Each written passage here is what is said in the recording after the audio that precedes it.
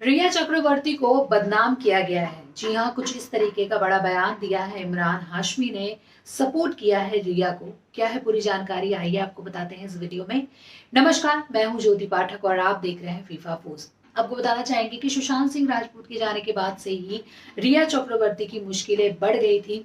और जिस तरीके से एक के बाद एक खुलासे हो रहे थे, एक के बाद एक कंट्रोवर्सीज आ रहे थे, उसमें फंसती जा रही थी रिया। उन्हें जेल भी जाना पड़ा था।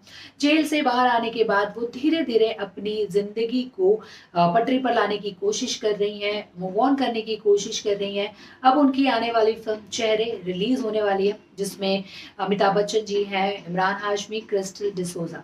तो इंटरव्यू के दौरान जब इमरान हाशमी और क्रिस्टल से पूछा गया इन सारी बातों को लेकर कि क्या रिया चक्रवर्ती को इन सारे मामलों में बदनाम किया गया, आपकी क्या राय है, तो उस पर इमरान हाशमी कहते हैं कि हाँ, वो एग्री करते हैं। और जिस तरीके का मीडिया ट्रायल हुआ ये बहुत ही बेबुनियाद था।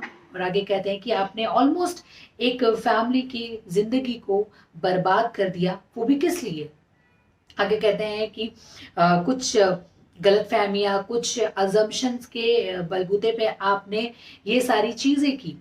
फिर आपको एक्चुअल रिपोर्टिंग पता होनी चाहिए, जिस तरीके से क्या सच्चाई है क्या है, एक्चुअल रिपोर्टिंग करनी चाहिए। और कुछ ऐसे पोर्टल्स हैं जिन्होंने ऐसी ऐसी बातें लिखी।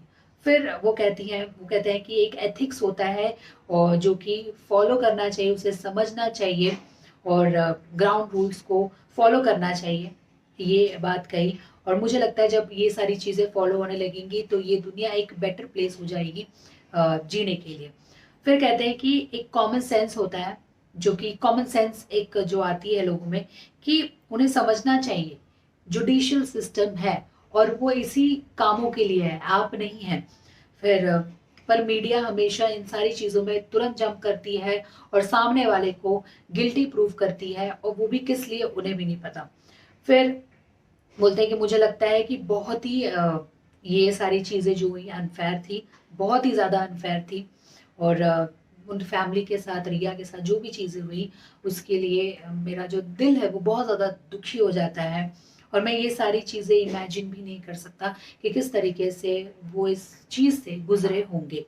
ये बात कहते हैं और इस बात पर क्रिस्टल डिसोजा भी एग्री करती हैं। और वो रिया को स्ट्रॉन्ग वुमन बताती हैं। इतने सारी चीज़ों के बावजूद वो जिस तरीके से अपनी लाइफ को पॉजिटिविटी से आगे बढ़ा रही है, ये काबिले तारीफ है।